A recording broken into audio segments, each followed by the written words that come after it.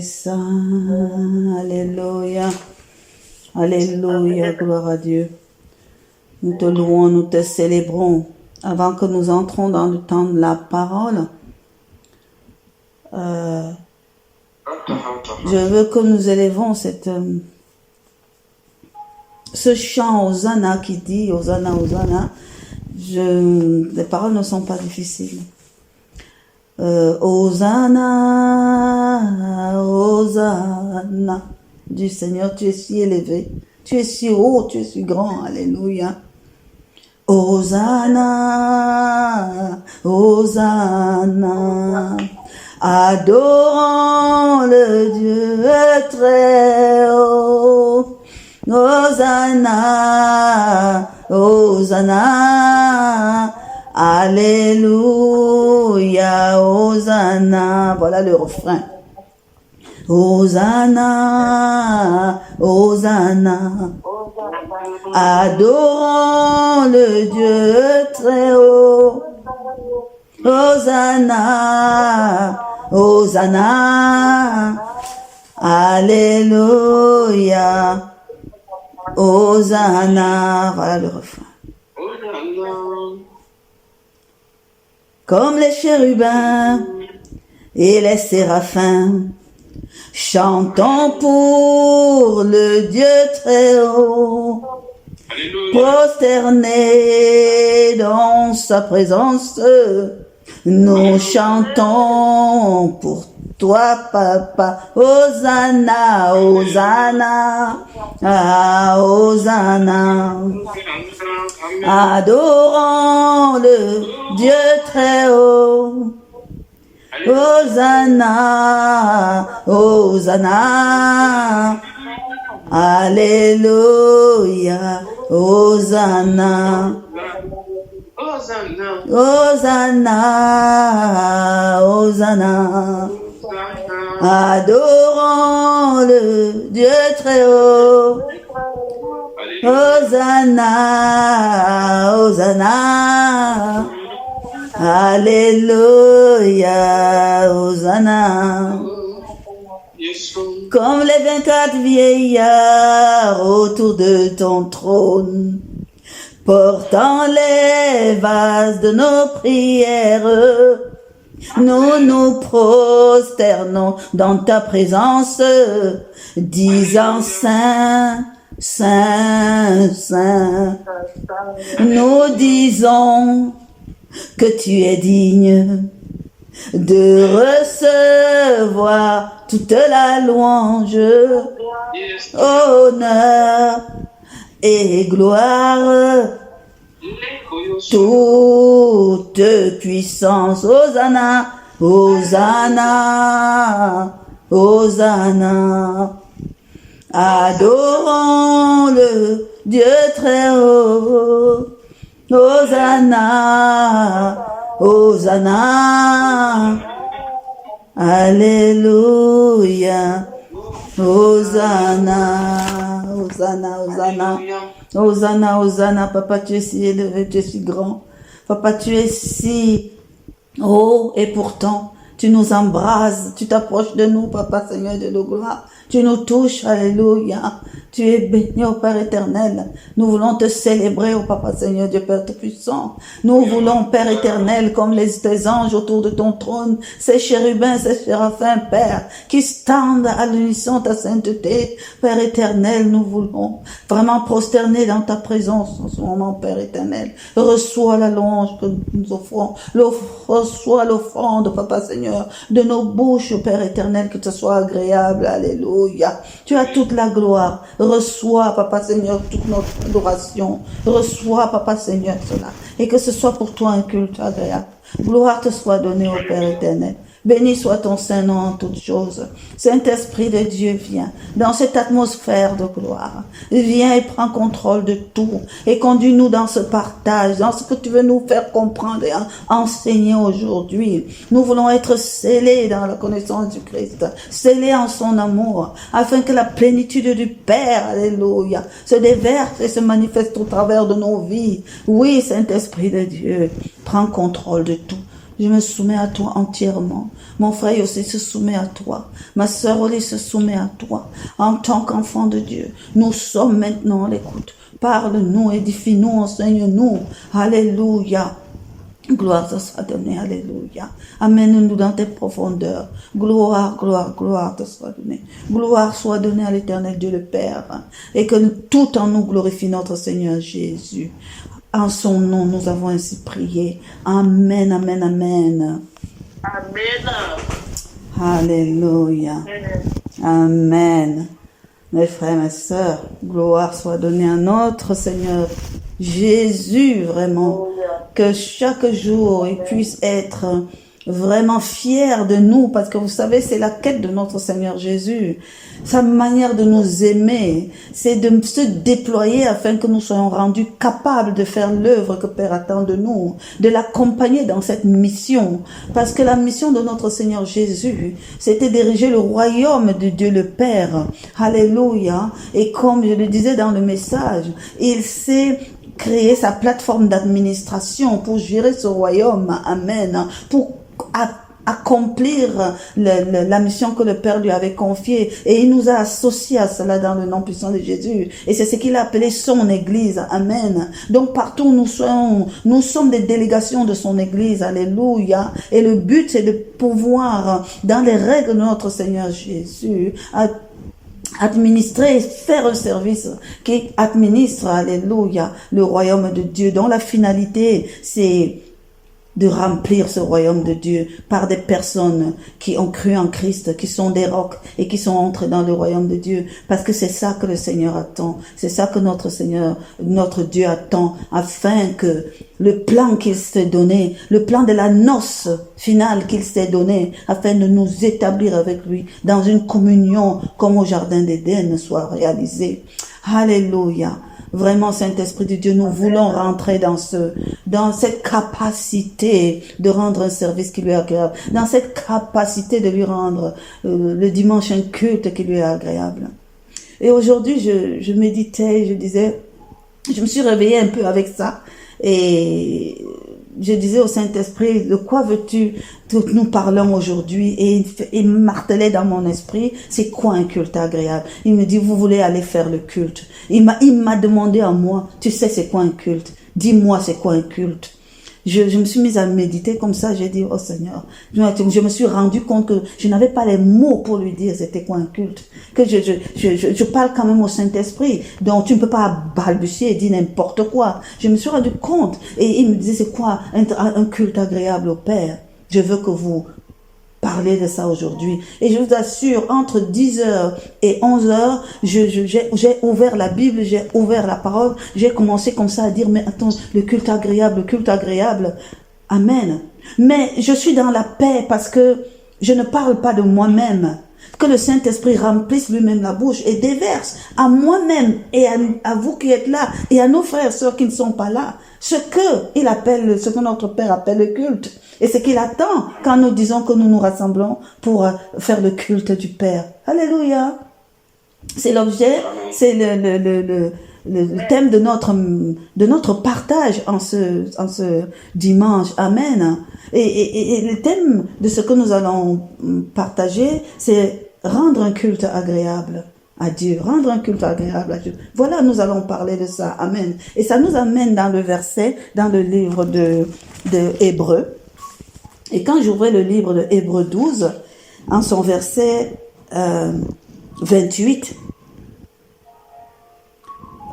moi je dis Paul, mais d'autres disent que c'est pas Paul qui a écrit Hébreux, que c'est Luc, peu importe. Celui qui a écrit Hébreux dit ceci: c'est pourquoi, recevant un royaume inébranlable, montrons notre reconnaissance en rendant à Dieu un culte qui lui soit agréable, avec piété et avec crainte, car notre Dieu est aussi un feu dévorant. Alléluia. Amen. Voilà. Donc, quand je parcourais, je me suis rendu compte que nous étions pile poil dans ce que nous étions en train de parler. Nous allons lire vraiment Hébreux 12. Je vous invite à prendre vos Bibles. Allez là, mes frères et sœurs. Prenons nos Bibles dans Hébreux 12 et nous allons lire du verset 1. Et nous allons donc rebondir parce que ça nous permet d'arriver à ce culte agréable dont nous parle Hébreux 12. Hébreux 12. Ok. Je cherche. J'arrive. Hébreu, c'est excusez-moi, et la bonne sagesse.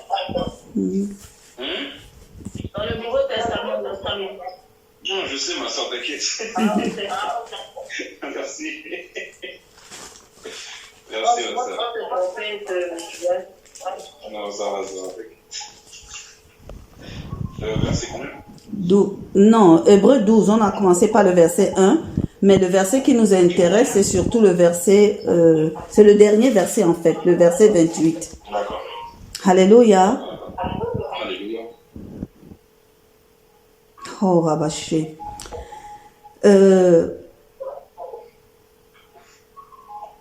Nous donc, aussi, puisque nous sommes environnés d'une grande nuée de témoins, rejetons tout fardeau et le péché qui nous enveloppe si facilement et courons avec persévérance dans la carrière qui nous est ouverte.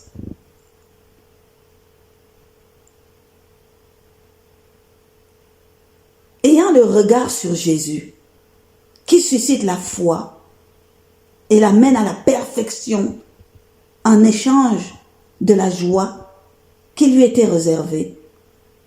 Il a souffert la croix, méprise l'ignominie. Il a souffert la croix, la méprise, l'ignominie, et s'est assis à la droite du trône de Dieu. Paul est en train d'exhorter. Dans Hébreu, il exhorte les gens à la perfection de ce qui devait être fait.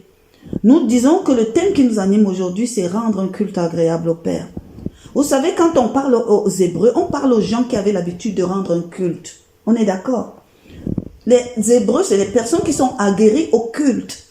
Ils sont aguerris à l'œuvre du tabernacle, à l'œuvre des temples, à l'œuvre de machin et tout ça. Donc, le livre d'Hébreux s'adresse à eux, mais il veut les amener à avoir une visibilité, une vision sur le culte en Jésus-Christ, sur le culte parfait que Christ est venu rendre possible. Amen. Avant même de continuer à lire et de parler, nous allons juste définir même ce terme culte parce que c'est important. Il est simplement dit, que ce soit dans l'Ancien Testament, le Nouveau Testament ou dans le dictionnaire, c'est l'ensemble de ces... C'est un acte sacré. Rendre un culte, il faut que nous mettions en train. C'est un service sacré. C'est un service sacré. C'est-à-dire c'est un ensemble d'activités qui ont un caractère sacré et qui se font en conformité avec certaines règles, avec certaines exigences, avec certains rites et tout. Donc un culte, avant d'être celui que nous choisissons de rendre à Dieu notre Père, en Jésus-Christ notre Seigneur et notre Roi, le mot culte, beaucoup de gens rendent des cultes. On peut rendre les cultes de tout. L'essentiel, c'est que c'est un acte d'adoration. C'est un service sacré d'adoration de quelque chose. D'un Dieu, ou même des gens qui adorent l'eau, qui adorent la boue, qui adorent le caillou, qui adorent machin, et ils lui rendent un culte. C'est-à-dire, ils ont en eux-mêmes constitué un ensemble de choses qu'ils font, et quand ils font cela, considérant que c'est une action sacrée, ils sont en train de rendre un culte. On est d'accord avec ça. Donc, n'oublions pas que quand on rend un culte, un, c'est un acte sacré, deux, c'est un service d'adoration. Ça, c'est sûr.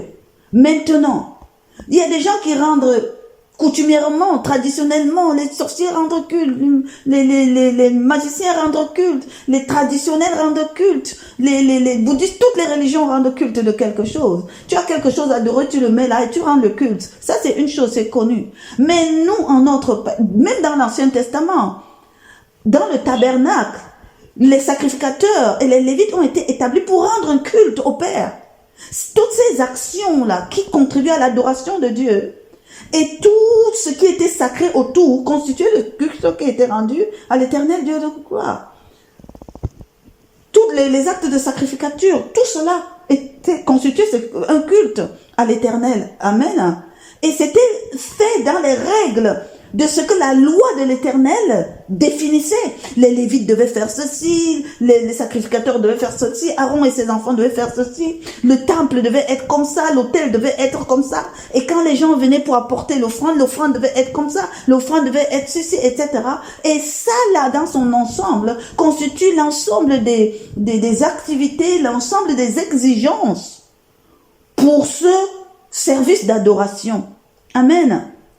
Chacun va adorer ce qu'il veut et se crée son service d'adoration. Nous, au jour d'aujourd'hui, nous voulons rendre un service d'adoration, un service d'abord que nous consacrons que c'est un service sacré, parce que ce qui est sacré touche à Dieu, au Créateur. Amen. Donc rendre un service sacré d'adoration à Dieu le Créateur, devenu notre Père, par Jésus-Christ notre Seigneur et notre Roi. Donc nous les chrétiens ne nous fourvoyons pas. Nous savons que nous rendons un culte. Voilà le sens dans lequel nous devons rendre un culte. Et nous rendons un culte selon certaines exigences. Et les exigences qui nous incombent pour rendre ce culte nous est expliqué dans le Nouveau Testament. Alléluia. Parce que nous fonctionnons selon l'alliance de Christ par rapport au Père. Parce que ceux qui fonctionnaient par rapport au tabernacle dans le temps des apôtres fonctionnaient selon l'alliance de Moïse, l'alliance lévitique. Et c'était les ordonnances de Père. C'était des règles que le Père avait établies. Et donc Paul nous dit que c'est l'ombre des choses à venir. Aujourd'hui, nous sommes appelés donc à rendre un service sacré d'adoration à l'Éternel Dieu, créateur de toutes choses, devenu notre Père, par Jésus-Christ, notre Seigneur et notre Roi. Amen. Donc quand nous disons que nous rendons un culte, c'est que tout ce que nous faisons dans ce temps, nous devons le considérer d'abord comme sacré. Comme sacré. Ensuite, tout ce que nous faisons lors d'un culte doit concourir à l'adoration de Dieu. Et les choses qui concourent à l'adoration de Dieu nous sont décrites dans la Bible. Donc si pendant les temps de culte, nous sommes amenés à faire des choses qui ne nous ont pas été intimées comme exigence de notre alliance avec Christ, nous ne sommes pas dans un culte convenable. Nous ne sommes pas dans un culte convenable. Donc, il y a des choses qu'on fait dans les cultes. Et il y en a qui peuvent même nous plaire. Mais si ça ne répond pas aux exigences, ce n'est pas convenable. Ça ne devrait pas faire partie. Donc, nous sommes appelés à réfléchir. Nous sommes appelés à regarder d'abord, par rapport à la parole de Dieu, qu'est-ce qui est exigé pour un culte? Qu'est-ce qui est décrit dans la parole, dans l'alliance avec Christ, comme devant faire partie du culte. Alléluia. Donc nous sommes déjà dans cette catégorie. Maintenant le verset, c'est qui nous anime quand il nous dit rendons un culte à l'Éternel, un culte qui lui soit agréable. Donc non seulement nous devons être dans la véracité de tout ce qui doit rentrer dans un culte, mais en plus nous devons nous assurer que ce culte est agréable au Père. Amen. Donc vous voyez qu'un culte, ce n'est pas juste comme ça. Nous avons besoin nous-mêmes d'entrer en profondeur. Question de pouvoir être convaincus de ce que nous faisons et convaincus que ce que nous faisons est agréable au Père. Ça peut nous sembler comme ça. Ça peut même venir d'ailleurs. Ça peut même avoir les contours de bonnes choses. Mais est-ce que la parole nous confirme que ça fait partie des exigences de notre alliance avec Christ pour le culte? Amen. C'est important. Ça, c'est la première phase. Ce qui, nous allons rebondir là-dessus. C'était juste pour que quand on utilise le terme culte, que ça soit clair dans notre esprit. Continuons notre lecture. Amen. Je suis au verset 3. Considérant en effet celui qui a supporté contre sa personne une telle opposition de la part des pécheurs, afin que vous ne vous laissez point l'âme découragée. Il nous cite ce que notre Seigneur Jésus a subi. Il nous cite par quoi il a traversé. Et pourtant, il a accompli ce qu'il devait accomplir. Amen. Et il a fini par s'asseoir à la droite de l'Éternel Dieu le Père. Et il dit, considérons tout cela. Et il nous interpelle en fait en disant que qu'est-ce que nous pouvons subir pour être dans l'œuvre de Père? Qu'est-ce que nous pouvons subir pour un véritable culte qui dépasse ce que Christ a subi? C'est ce qu'il est en train de nous dire ici au verset 3. En considérant en effet celui qui a supporté tout ça. Si ce que nous faisons, nous disons que nous faisons pour Jésus-Christ, notre Seigneur et notre Roi. Voyons ce qu'il a subi parce qu'il voulait accomplir l'œuvre du Père. Amen. La mission du Père. Ne soyez pas découragés. Ne vous laissez pas décourager par des choses et d'autres. Ne vous laissez pas piéger sur des choses qui vont vous drainer hors de ce qui est sacré pour Dieu, qui vont vous mettre en marge de véritables services du Père. Vous n'avez pas encore résisté jusqu'au sang en luttant contre le péché. Il dit le péché nous environne si facilement, mes frères et mes sœurs. Nous n'avons même pas encore lutté jusqu'au sang contre le péché. Et nous voulons déjà nous décourager.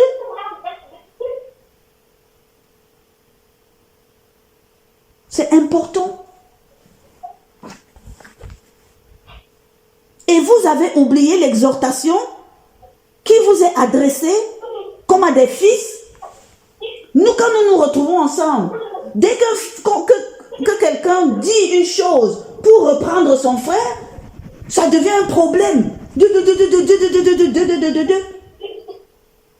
Quand est-ce que le but, c'est que nous puissions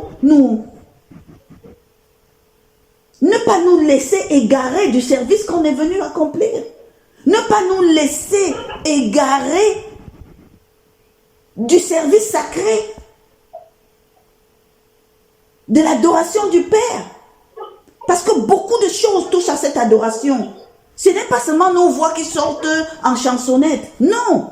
Beaucoup de choses touchent à l'adoration du Père.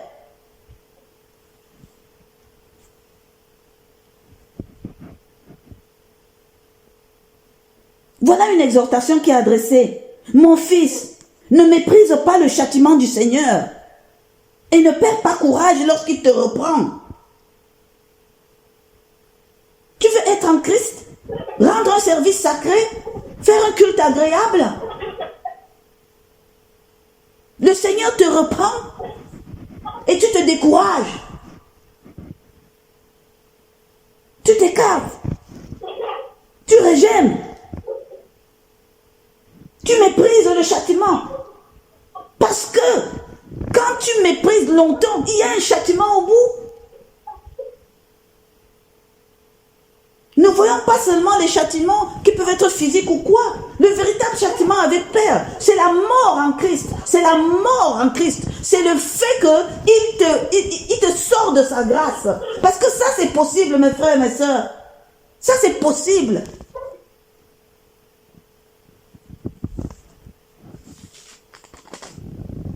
Ne perds pas courage lorsqu'il te reprend. Si le Seigneur nous reprend sur notre marche, ayons l'humilité d'endurer cela même si ça fait mal.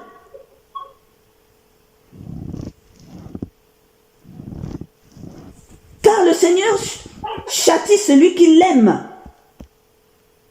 Et il frappe de la verge tous ceux qu'il reconnaît pour être ses fils. Il les frappe de sa verge parce qu'il veut qu'ils marchent correctement. Supporter le châtiment, des fils que Dieu, c'est comme des fils que Dieu nous traite. Car quel est le fils qu'un père ne châtie pas?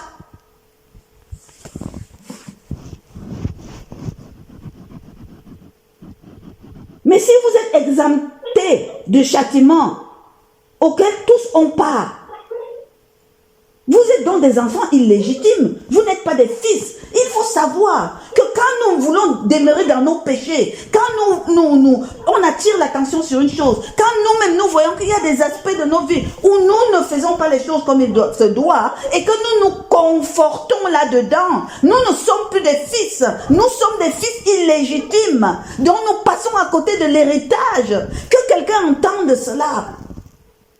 Ça n'a rien à voir avec la capacité de louer ou de chanter ou quoi que ce soit. Ça a à voir avec le sacré de Dieu. Ça a à voir avec le service d'adoration du Père, le véritable culte.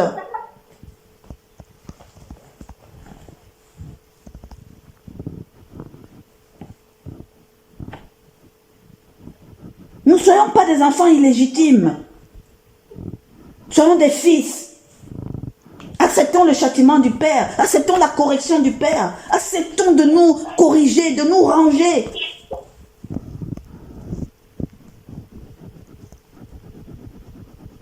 Verset 9. D'ailleurs, puisque nos pères, selon la chair, nous ont châtiés et que nous les avons respectés, ne devons-nous pas, à bien plus forte raison, nous soumettre au Père des esprits pour avoir la vie? Nos pères nous châtiaient pour peu de jours, comme ils le trouvaient bon. Mais Dieu nous châtie pour notre bien, afin que nous participions à sa sainteté. Que quelqu'un note ça au verset 10. Nous parlons du culte du Père. Nous parlons du fait de dire que nous sommes en train de faire un acte, une œuvre sacrée. Parce que si ce n'est pas le cas, rentrons dans le monde et marchons comme nous voulons. Mais si nous disons que nous faisons la chose sacrée de Dieu, que nous rendons un culte qui est son adoration,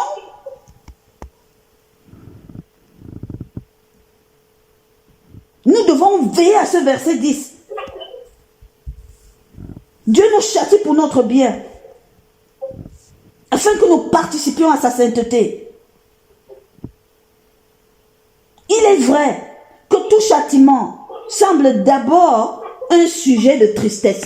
Ah oui, c'est une réalité. Personne, ça dit notre nature en nous-mêmes, personne n'accepte, personne ne veut qu'on le critique, qu'on dise que ceci n'est pas bon, ceci tu as mal fait, ceci n'est pas correct. Personne. Nous tous, pendant toutes les années où le Seigneur nous a mis ensemble, nous avons été aiguisés les uns les autres. Mais tant mieux, parce que si le Seigneur, si nous pouvons affirmer que nous parlons de la part du Seigneur, il faut avoir la considération pour ce qui sort et qui est en corrélation avec la parole de Dieu nous concernant. Amen. Amen. Amen. Le châtiment est d'abord triste et pas joyeux, c'est vrai.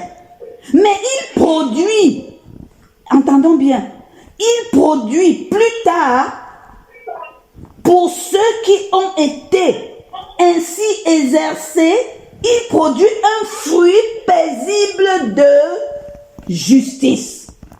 Que quelqu'un entende. Amen. Accepte le châtiment, accepte la correction.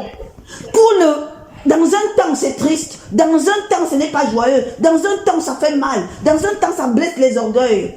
Mais sache que tôt ou tard, ce qu'il produit, c'est le fruit paisible de justice. Alléluia. Amen. Fortifiez donc vos mains languissantes et vos genoux affaiblis. Fortifiez-les. Parce que souvent quand on nous critique, souvent quand on nous châtie, souvent quand avec la langue d'une sœur, d'un frère, nous sommes châtiés dans les choses que nous-mêmes, dans l'honnêteté du cœur, nous voyons que c'est vrai, nos genoux sont affaiblis, nous perdons le goût de la prière, nous perdons le goût de nous prosterner. Alléluia. Nous n'élevons plus les mains, nous faisons les choses et nous nous en rendons même pas compte. Nous nous rendons même pas compte de cet égarement-là. La parole de Dieu nous dit, et suivez avec vos pieds. Écoutez bien, je recommence le verset 12. Fortifiez donc vos mains languissantes, dont les mains doivent être fortifiées, et vos genoux affaiblis. Et suivez avec vos pieds des voies droites. Suivez avec vos pieds, ça veut dire que passez à l'action de marche. Si on te dit l'endroit n'est pas bon, tu quittes l'endroit. Si on te dit cet acte n'est pas bon, tu abandonnes l'acte. C'est ça, marchez avec vos pieds. On a dit, mon Dieu, fortifiez donc vos mains languissantes. Ouais. Et vos genoux affaiblis. Et suivez avec vos pieds les voies droites, afin que ce qui est boiteux ne dévie pas, mais plutôt se raffermisse et revienne dans la droiture. Entendons ça. Alléluia.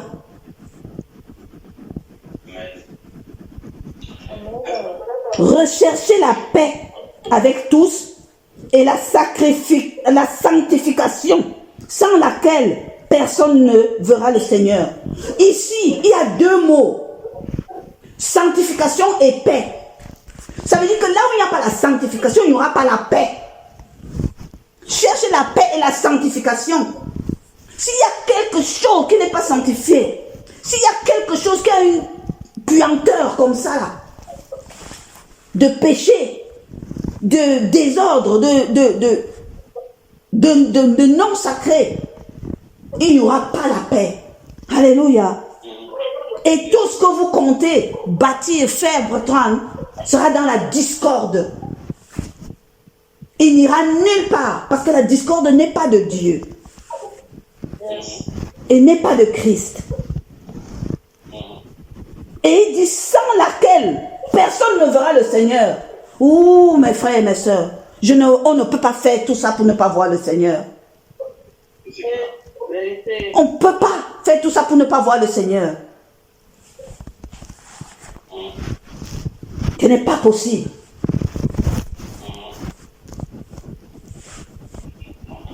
Alors la paix qui doit nous unir, la paix qui doit être au milieu de nous, la paix qui doit être dans le cœur de chacun. Chacun doit veiller à ça. Si tu es source de ce qui n'amène pas la paix, tu dois te reviser et te corriger. Et prendre tes pieds et marcher dans des voies droites.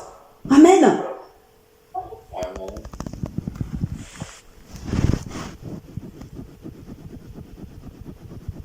Veillez à ce que personne ne se prive de la grâce de Dieu. À ce qu'aucune racine d'amertume poussant des rejetons ne produise du trouble et que plusieurs n'en soient affectés. Veillez à cela. J'ai le cœur blessé parce que tel m'a dit ceci, parce qu'on m'a fait ceci. J'ai le cœur machin, j'ai le truc. Quelle offense! Ne laisse pas cela t'éloigner de la grâce de Dieu. Parce que quand tu vas dans ce sens, tu t'éloignes toi-même de la grâce de Dieu. Tu te soustrais de la grâce de Dieu. Je disais tantôt plus haut qu'on peut perdre la grâce du Seigneur. On peut perdre. On ne perd pas les dons que le Seigneur a mis. Quand le Saint-Esprit a rempli, ce n'est pas à la limite, mais tu perds la grâce qui va avec. Donc, tu tapes la bouche pour rien. Tu t'es vêtu pour rien. Ça ne porte pas la vie. Ça ne fait pas ce que le Père veut. Amen. Ne nous laissons pas embarquer dans des choses comme ça. Et ne nous laissons surtout pas infecter et empoisonner.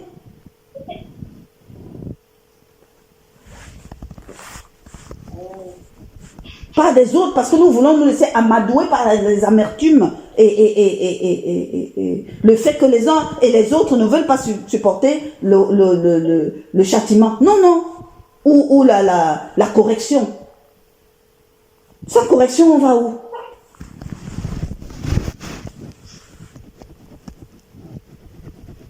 Verset 16.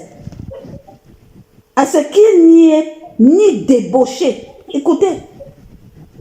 Quand il dit veillez, à ce que personne ne... Ensuite il dit veillez à ce qu'il n'y ait ni débauché, ni profane, comme Esaü, qui pour un m'ait vendu son droit d'ânesse.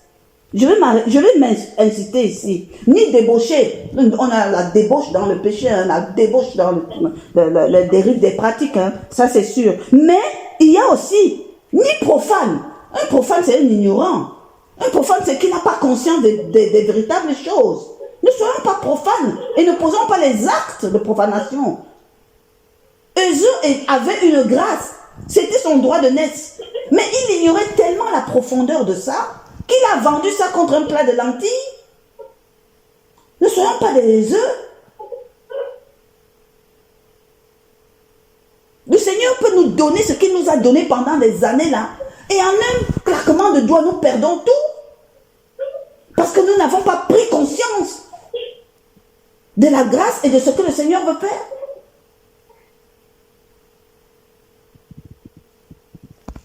Après, nous pourrons toujours dire qu'on va aller se repentir. Esaü n'a pas pu retrouver la bénédiction. Ça en était allé. Parce qu'il avait vendu le droit de naissance. On peut perdre les grâces. Mes frères, mes sœurs, méfions-nous.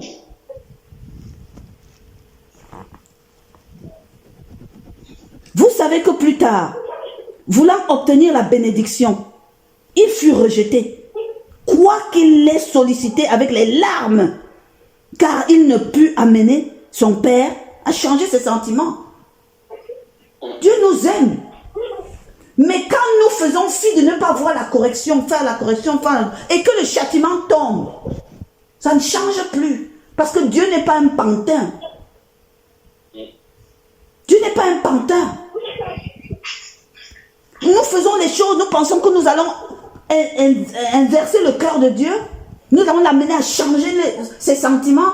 Nous allons l'amener à changer sa parole. Nous allons l'amener à changer sa rigueur. Nous allons l'amener à changer sa droiture. Mensonge. Que le diable ne nous trompe pas.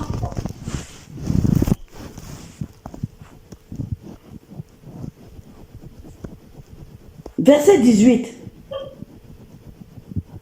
Vous ne vous êtes pas approchés d'une montagne. Parce que c'est Paul qui parle aux Hébreux, c'est-à-dire selon leur loi, la loi lévitique.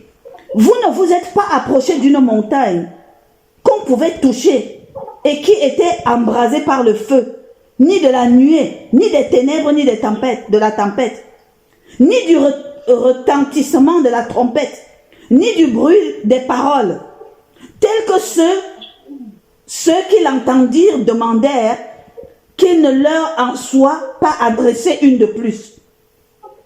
Car ils ne supportaient pas cette déclaration. Même si une bête touchait la montagne, elle sera lapidée. Paul ici fait allusion lorsque l'Éternel devait établir, donner la loi. Quand il a dit à Moïse, demande au peuple de jeûner pendant 3 jours.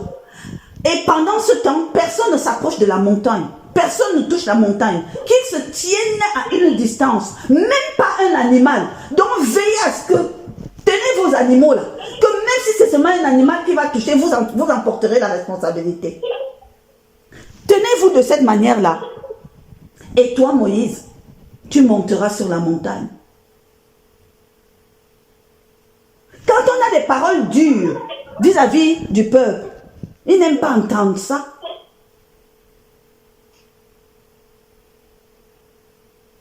Mais c'est une réalité avec le Père. C'est une réalité.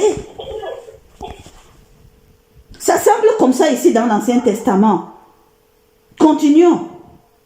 Et ce spectacle était si terrible que Moïse dit, je suis épouvanté tout en tremblant.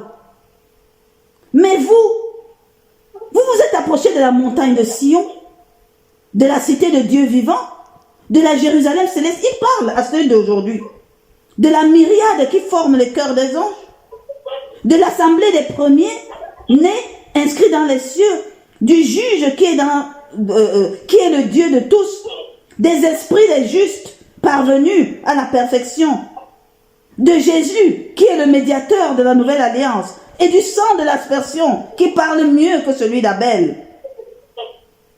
C'est-à-dire les choses d'avant, regardez la profondeur. Aujourd'hui, c'est même encore plus profond. Mais Dieu, dans sa bonté, permet que vous ayez accès à des choses de dimension encore plus grande. Et vous ne voulez pas des fioritures. Vous disqualifiez. Regardez les choses qui sont disposées à votre portée. Gardez-vous de refuser d'entendre celui qui parle. Car si ceux qui refusèrent d'entendre celui qui publiait les oracles sur la terre n'ont pas échappé, combien moins échapperons-nous si nous nous détournons de celui qui parle d'en haut des cieux? Vous pensez que qu'est-ce qui pourra nous arriver, nous, à qui l'opportunité est donnée de nous approcher encore plus, d'avoir encore une telle intimité avec Christ? Si le Saint-Esprit nous parle et que nous n'entendons pas, si la parole de Dieu nous parle et que nous faisons fi de ne pas comprendre, vous croyez que qu'est-ce qui va nous arriver, nous? Lui dont la voix ébranla alors la terre et qui maintenant a fait cette promesse.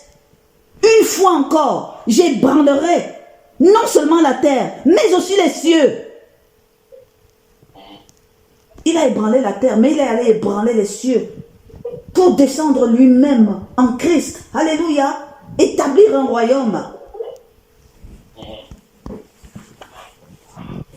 Verset 27. Ces mots, une fois encore, indiquent le changement des choses. Le changement des choses ébranlées, comme étant faites pour un temps, afin que les choses inébranlables subsistent. Est-ce que nous voulons les choses inébranlables? Qu'est-ce que nous voulons bâtir avec le Fils? Qu'est-ce que nous voulons bâtir avec le Père?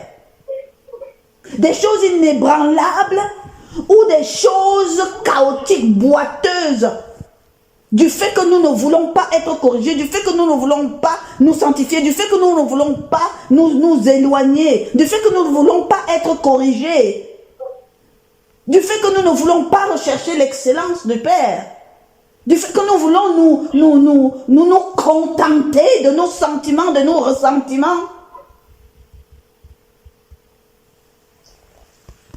Quel culte est-ce qu'on veut rendre au Père?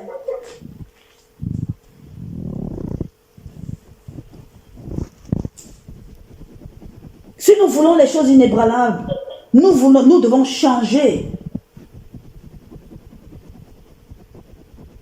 Nous devons nous aligner sur la vérité de la parole.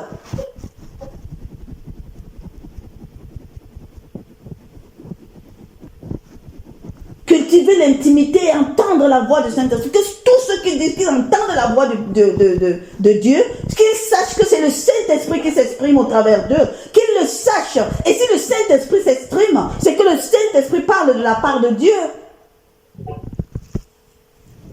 Et nous ne devons pas seulement entendre ce qui nous plaît et faire fi de ne pas entendre ce qui ne nous plaît pas. Comme inventer même, nous conditionner pour ne pas être dans l'obéissance, pour ne pas être dans la rectitude, revenir sur la droiture, nous laisser changer, nous laisser briser.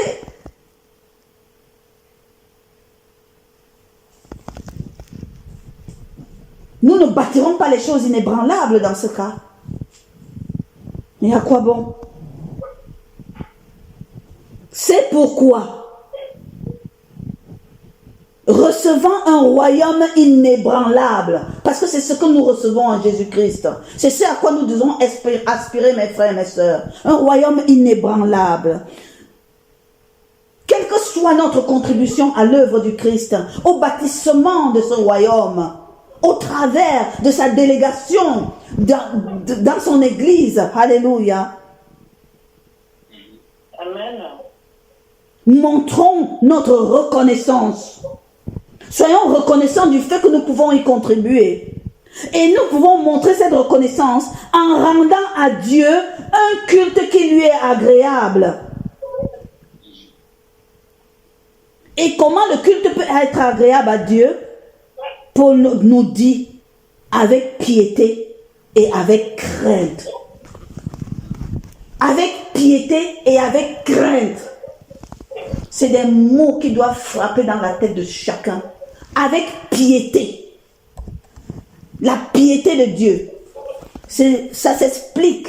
Grosso modo, voilà les mots qui rentrent dans l'expression de la piété. C'est quelqu'un qui a une considération pour les œuvres qui touchent au Père, les œuvres de ce qui est sacré.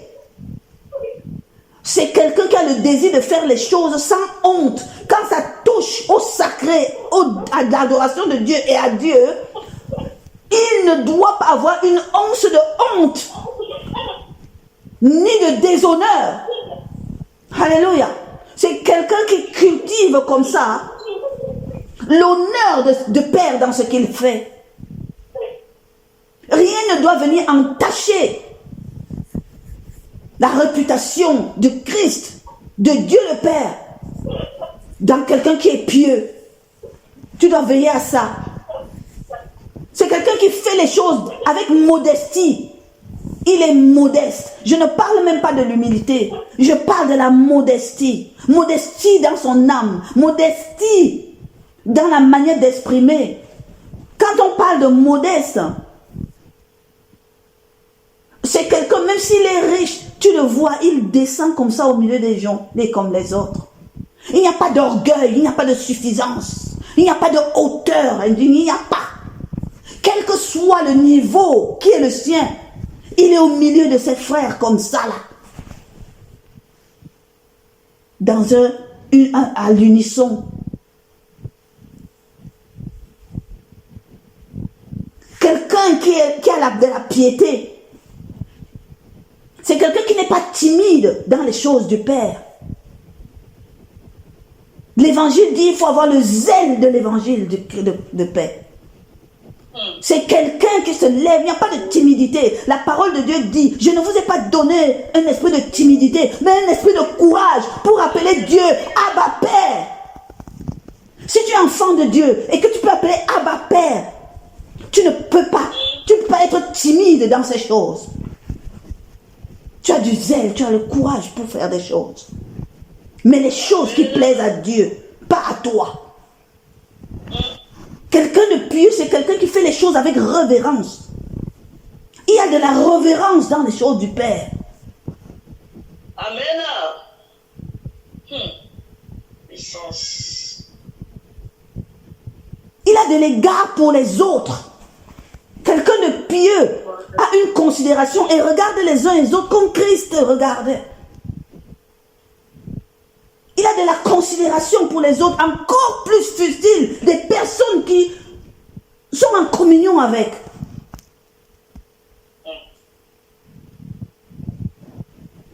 Il a du respect, il a de la pudeur. Il a de la pudeur, quelqu'un qui est pieux, parce que Jésus-Christ, notre Seigneur, a de la pudeur, Dieu même a de la pudeur. Alléluia. Parce que pourquoi voulez-vous que quand ils ont péché, Adam et Ève, la première chose qu'ils ont vue, c'est qu'ils étaient nus. Parce que Dieu est pudique. Yes. Il fermait leurs yeux sur leur nudité. Et il est comme ça. La première chose qu'il fait avec un sacrificateur, c'est de lui donner un caleçon pour couvrir sa nudité. Ayons de la pudeur. Ne laissons pas que les gens, le monde nous regarde comme ça et dédaigne ce qui touche notre intimité. Amen.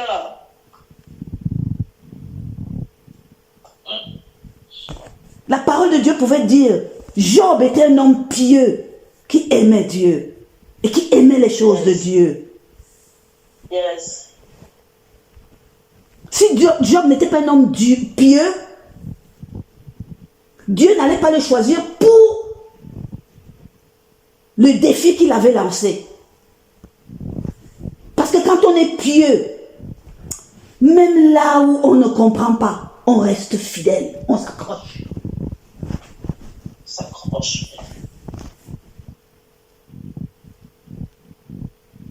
Les gens ont tout dit, tu as fait ceci, tu as fait cela. Il s'est même lui-même dit, je n'ai pas fait ci, je n'ai pas fait ça. Mais mon Dieu est dans la vérité, il y a quelque chose. Nous parlons de la correction que Dieu peut nous donner.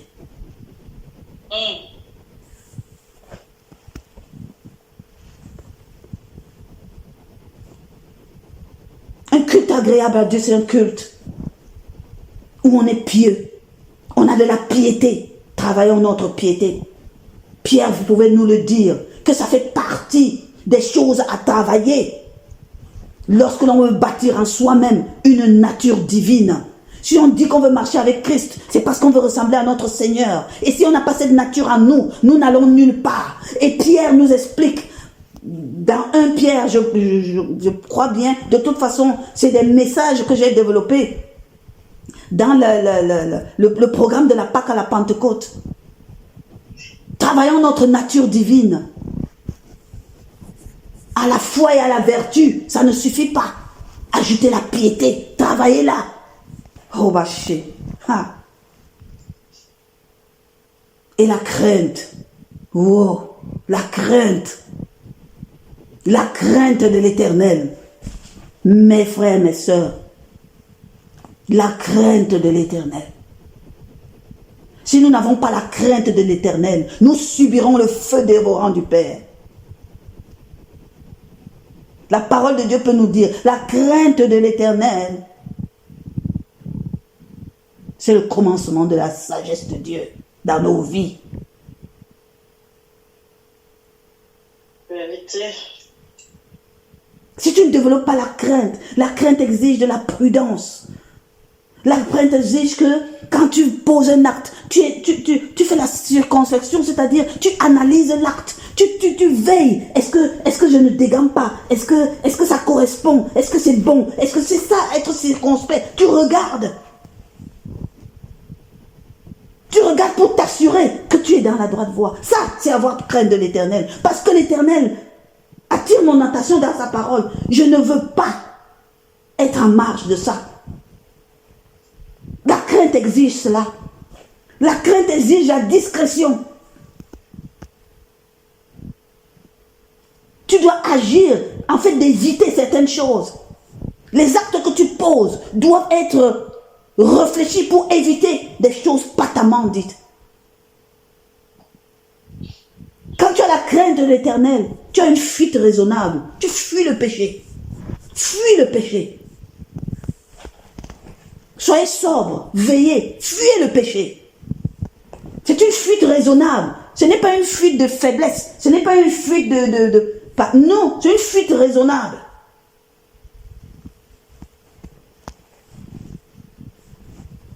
Quand tu as la crainte de l'Éternel, tu vénères Dieu. Tu le vénères. On ne peut pas expliquer tous ces mots aujourd'hui. Mais que l'Éternel nous permette. Il s'agit de ça.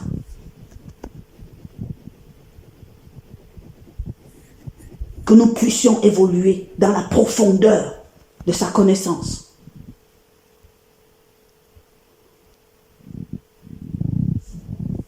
Quand on a la crainte de l'Éternel, on a une révérence.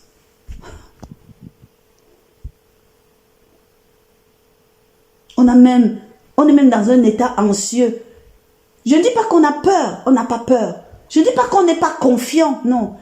Mais chaque fois, on marche permanemment dans, j'allais dire, l'anxiété d'être sûr de faire ce qui est agréable. on s'interroge de ce qui est agréable. Notre Seigneur Jésus disait, je vais chercher ce verset, je vais l'afficher parce que vraiment le verset m'a beaucoup parlé. Il disait, Dieu n'est pas avec moi. Mon Père n'est pas avec moi parce que je suis son fils. Parce que c'est ce qu'on peut croire. On peut croire que le Seigneur Jésus a trouvé grâce devant Dieu parce qu'il est le Fils de Dieu. Non. Il a dit, Père est toujours avec moi parce que je fais toujours ce qui lui est agréable. Yes. Toujours ce qui lui est agréable. Ça veut dire que même Jésus, si tu te mets à faire ce qui n'est pas agréable au Père, il s'éloigne. Yes. Et combien de fois nous, mes frères et mes sœurs, le Saint-Esprit est bon, il est merveilleux. Je ne savais pas que quand il me faisait monter dans le cœur le culte agréable, c'était pour qu'on en arrive là. Moi, il m'a donné Hébreux 12. Quand il m'a donné ce verset 28, comme d'habitude, il me dit, lève la tête. C'est tout le passage. Je regarde, je vois que c'est long. Il me dit, c'est tout le passage. Je ne l'ai pas lu avant que nous commencions à le lire. Je me suis évertuée à l'interroger sur le fait que un culte, donc c'est quoi?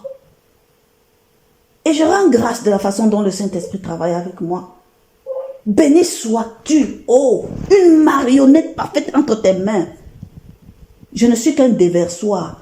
J'ai mis l'enregistrement parce que je vais réécouter moi-même afin que la voix qui prêche là me parle à moi. Je vais être moi, Rose, et écouter la prêche pour que ce qui est la révélation qui est faite dans la prêche se fasse chair en moi. Amen, amen, amen. Alléluia. Amen. Parce que ce n'est pas parce que je partage un temps de parole que ce que je dis, je le pratique déjà. Hein. Non, c'est ce que l'Esprit de Dieu veut faire comprendre. Et c'est après que moi-même, je m'enrichis pour pratiquer. Alléluia. Amen. Saint-Esprit de Dieu, merci. Merci, Paraclet, de ce que tu es, puissant comme tu es. Merci, Papa, parce que tu nous laisses jamais oisifs. Merci, Jésus. Merci, Jésus, pour ton amour. Puisses-tu laisser que l'Esprit de Dieu nous permette d'être profondément enracinés, en longueur, en largeur, en hauteur, en profondeur de ton amour. Alléluia. Gloire te soit donnée. Béni sois-tu. D'éternité en éternité, béni sois-tu. Que nous soyons des adorateurs, que nous soyons des serviteurs qui rendent un culte agréable. Tu nous envoies afin que le culte de Père soit rétabli dans ses normes. Merci de nous enseigner sur ce que nous devons nous-mêmes être et c'est sur ce que nous devons faire. Gloire, gloire soit donnée à l'Éternel Dieu notre Père. Que tout en nous et en tout temps glorifie notre Seigneur Jésus. Saint-Esprit de Dieu, nous t'aimons, nous t'aimons, nous t'aimons. Remplis-nous de toi, ne nous quitte pas. Fais l'œuvre de Père en nous, au nom puissant de Jésus. Amen. Amen. Amen, amen. Amen. Il est puissant, il est puissant, il est puissant, il est puissant. Puissant, il est puissant, il est puissant, il est puissant. Mon Dieu est puissant, il est puissant, il est puissant, il est puissant. Il est puissant, il est puissant, il est puissant. Oh, Alléluia, Hosanna. Alléluia, Alléluia, Alléluia, Alléluia, Alléluia. Il est glorieux, il est glorieux. Il est glorieux, il est glorieux, il est glorieux. Hosanna. Alléluia, Alléluia, Alléluia, Alléluia, Amen, amen. Amen. Amen. Amen, amen.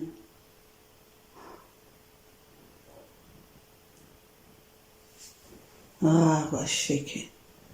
Je vais te dire merci. Merci Seigneur Jésus.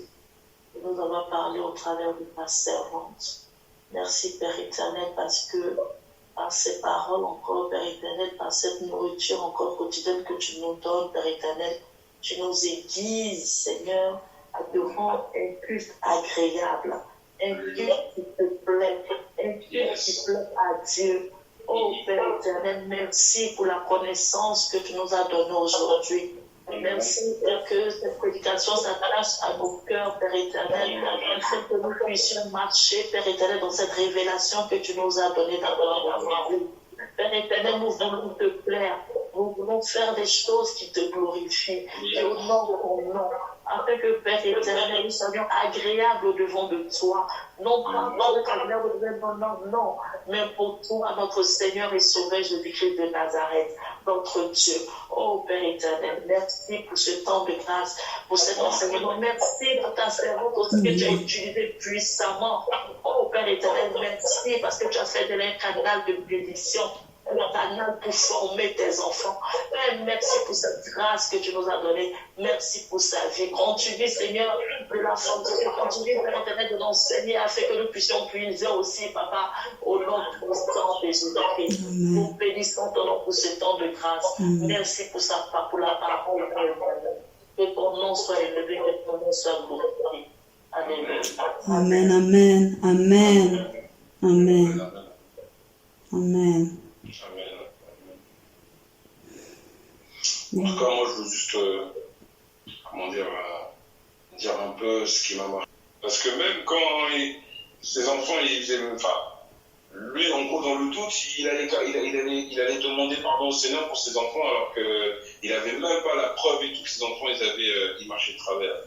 Ça montre sa piété et sa crainte. Donc, la piété et la crainte. Amen. Amen. Qui m'a vraiment marqué. Piété et la crainte. Amen. Gloire à Dieu. Non, sœur Rose, que Dieu te bénisse, mais les exigences pour un culte agréable à notre Seigneur, moi, franchement, j'ai été enseignée. De toutes les façons, j'ai été enseignée tout au long de la prédication. Donc, que Dieu te bénisse pour ça et vraiment prendre note, c'est important. Juste rappeler, moi, je n'ai pas dit que voilà, c'est pas une morale que je fais, mais prendre note, c'est vraiment important et ça permet après de relire et que ces paroles-là restent fortes dans nos cœurs. Vraiment, on a été édifiés. Que Dieu soit glorifié. Amen. Gloire à Dieu, vraiment. Moi-même, j'ai été édifiée par ce message. Le Saint-Esprit nous aime beaucoup et moi, je pense que c'est dans ce sens que nous allons comprendre que de presser, ça veut dire mettez-vous au diapason, mettez-vous à un niveau parce que vraiment, la vitesse à laquelle je vais aller, donc ce n'est pas... c'est impératif. Moi, je pense que... Gloire à Dieu, parce que comme on dit, il ne nous laisse pas oisifs. Franchement, on ne peut pas dire qu'on se rassemble, nous, comme ça, là. Et il ne nous amène pas des choses nouvelles. C'est important. Et qu'il nous fasse progresser dans le sens de ce qu'il veut nous faire faire. Et je pense que c'est... gloire à Dieu, gloire à Dieu. Je pense que ce temps a été vraiment un temps d'enrichissement. Et c'est à nous maintenant, franchement, de prendre de cette nourriture et de bien la mâcher encore, mâcher en nous, etc. Afin qu'elle se fasse chair, qu'elle pénètre partout et produise les effets. C'est celui de nous faire vraiment rentrer dans une pratique véritable de ce qui vient du Père. Amen. Amen. Amen. Amen.